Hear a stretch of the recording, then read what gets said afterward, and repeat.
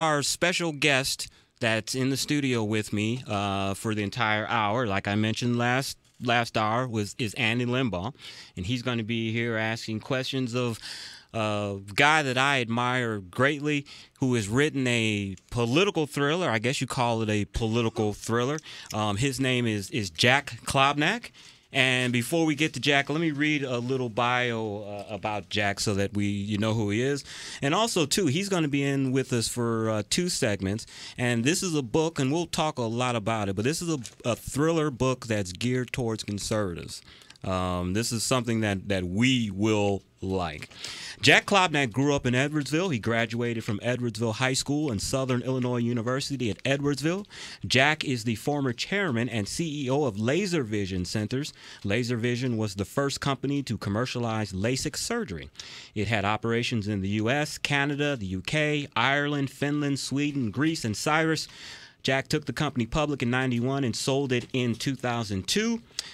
He's a former radio newscaster. Some of this stuff I didn't know. Television reporter, producer, and anchor. And prior to LVCI, he was the head of a medical advertising agency called Market Vision. The book, Mr. and Mrs. Medal of Honor winner, he calls an amusing thriller, is written without the traditional liberal slant, where the conservative is always the bad guy, and the character is from St. Louis. Jack, how are you? Doing great. Thanks, Chris.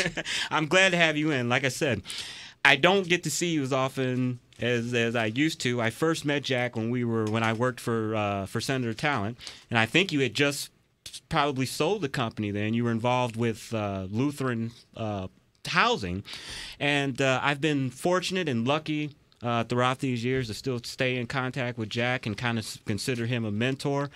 I never knew he had the great American novel lurking inside of him. Jack, how did this start? Well, I've always wanted to write a novel. Actually, I've written several, but just never did follow through. Right. You know, there's always one reason or another. And I want to say before we go any farther, yes, we would never have built all those homes up there in North St. Louis if it hadn't been for you and Jim Talent, Kit Bond, and Peter Kinder especially. I'm just the gopher, but Jim Talent and Kit Bond really were involved with that. You didn't get a lot of votes up there, but you did the right thing. It's a great development there, better living communities. It's 100% occupied, still looks like brand new, and is the model for tax credit low-income housing in St. Louis. And like I said, we're going to get into the book, and I want callers to call in 314-969-9797 or 866-455-9797 once we get a little more into the book. Let me give you a brief description of the book, and Liz has sound effects that she's going to add on to this. So here's a brief description of Mr. and Mrs. Medal of Honor winner. In early 2008, when the lame duck U.S. president and his top military advisors need to tap a sniper to monitor terrorist activity in northwestern Iraq, Sergeant Travis Novak is the clear choice. After a White House ceremony during which Novak receives the Congressional Medal of Honor for bravery during his recent service in Afghanistan, the president personally offers the distinguished soldier the dangerous top-secret assignment. Novak, who joined the Army to avenge his father's death from an al-Qaeda bombing, accepts without a second thought. Once installed in his remote high-tech hide in the Iraqi desert, Novak fights long periods of boredom until the appearance of a kidnapped female soldier puts in conflict his instincts to save her and his oath to protect the secrecy of his mission.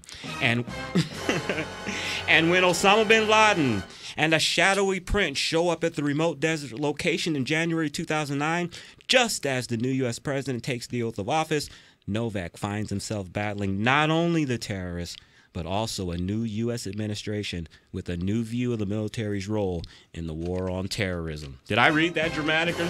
You're going to do the ebook, or the audio book. Andy, you got a question for Mr. Klobnack? Well, first of all, Chris, I think you should play Novak when the movie comes out. That's but we've got to change it to Curtis Jackson. Okay. And Curtis Jackson Novak. How about that? Exactly. Exactly. You know, go ahead. Well, I was going to say, Jack, we were talking before the show started. You had kind of drawn this plan up when you first started, and I'm going to kind of digress back into when you started out as an entrepreneur and with laser vision centers, and you drew up the business model on a napkin, as I believe I heard you say, Yeah. and by God, it clicked. Yeah, we I actually met the fellow who had this laser at a convention. I had the booth next to him. I had an 8x10 booth. He had an 8x10 booth. Nobody talked to this man the entire weekend but me. And by the end of the weekend, I believed it. And we went back. I came right back to St. Louis, got our investors and partners together and said, we're going to switch from being an advertising agency to a company that does what's now called LASIK surgery. And this was, it was something that most doctors hadn't even heard of, let alone knew how to do. So what we did was we were able to write the business plan, how much it would cost, who would get which split of what. And as I was saying earlier, LASIK has traditionally been a private pay procedure. And it is one that defies the medical craziness. The price continues to go down, and the quality of it continues to go up. So, if we could just apply that to the rest of healthcare, I think we'd be in great shape. And Jack is, for the audience's information, Jack is a strong conservative. Both Jack and I have debates on politics, and he sends me things when I post stuff. Jack and I also have we found out a longer history. My father was an entrepreneur and owned a beauty supply business. And I remember Jack asking me, he's like, "Do you know Winford Arps?" I'm like, "Yeah, that's my dad." Well, Jack was involved with a former St. Louis football player, Willard Harold, right, who was also a beautician in the off season, and they came up with a particular product. That's when the Jerry curl was in the big thing. Jack, whatever happened with that product? Well, it was called Curl Alive with Pro 39, which was Willard's number, and the company was called Special Teams Incorporated. What exactly was Pro 39? Can you let that secret out? Glycerin, I think. Probably. That's what it was. I think there was some water in it Probably too, some but water. I'm not sure. But the company went out of business sometime later. I think one of the partners continues to sell it, but it was right at the time when I was starting the other company, and I just let it go. Right. Well, the story that I wanted you to tell was a story where you were sued by some woman who said that the Pro 39 was making her hair fall out, and then how did you win that case? We went to court and drank some of it in front of the judge. Case dismissed. Exactly. Great. All right, let's get into the book a little bit. Travis Novak. Is Travis Novak based on any particular person, or was this... Well, I modeled the physical person after my nephew, Travis Aylward, who's from here. I know Travis. Oh, that's the other, Justin. Justin's his brother, right? And but obviously they're not particularly similar. I just lacrosse player, went to the University of Chicago School of Business. But no, he's kind of a compilation of a lot of people. But he's not any one particular person. Yeah, and like I said, you've said that you've written other novels, but what was it about this one that you really just said, this is the one? Chris, this one started out like the others. I wrote one right as I was selling the company, and it was full of financial chicanery, insider trading, and we were a public company, and I thought, if I publish this book, I might make a few dollars on it. But the legal cost, when the SEC looks at this guy and says, maybe we ought to take a look at all his trades, just wasn't worth it. So I threw that one away. And I wrote this one actually in 2011. Oh, really? Did the same thing. And one day my computer was barking at me that it was running out of disk space. So I did a search of big files, found this one about a year and a half ago. And I thought, gee, I wonder if I would have been really embarrassed had I done this book. I'm going to read it again. And I really liked the story. Now, a lot of things had changed since then. Most importantly, Osama bin Laden didn't quite die the way I had written it in that book. But so I had to make some changes to it. And then what I did, Chris, was I called 4 or 5 friends who I know read these types of books.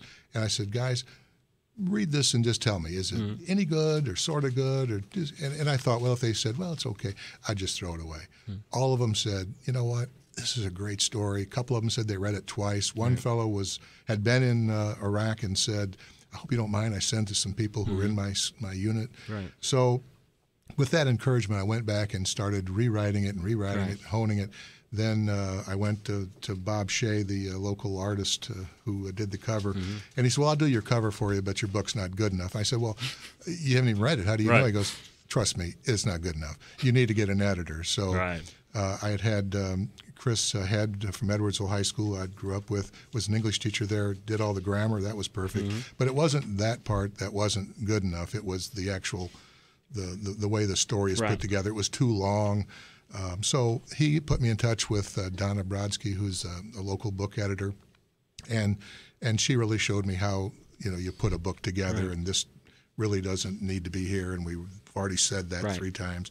So now some things I will say, she would say, like, what's this reference to pro golfer Jay Delsing? What's he got to do with this book? I said, well, I said, I'm a marketer, and when I'm writing a book, I'm going to think ahead of how I'm going to market it. Well, Jay's on Fox Sports, and he's got a lot of people follow him on social media. And if I put him in the book, I'll bet you he'll run it. And boy, he did. And boy, we sold a lot of books that day. Same thing with Dwayne Statz, who's my friend at the Tampa Bay Rays. He also gave us a big plug recently when they were in town.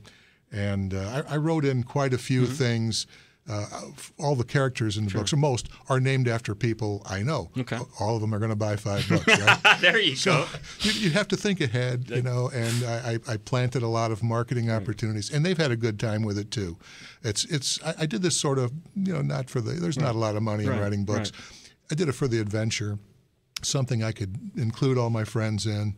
And also we hope to use it for charitable fundraisers where we could do book signings and do that. For example, on the 30th of this month, we'll be doing a book signing at the Wildey Theater in Edwardsville for the benefit of the community-owned theater there. And I'm looking for other opportunities to do that. That's Jack Klobnack, with the author of Mr. and Mrs. Medal of Honor winner. Andy, hold that question. We'll be right back after this break with Jack. Please give us a call, 314-969-9797 or 866-455-9797. This is a book for conservatives, and hope that you all will go out and buy it and read it and make this book a #1 bestseller so it can become a movie, and then I can be an actor in it. Curtis Novak Jackson. We'll be right back.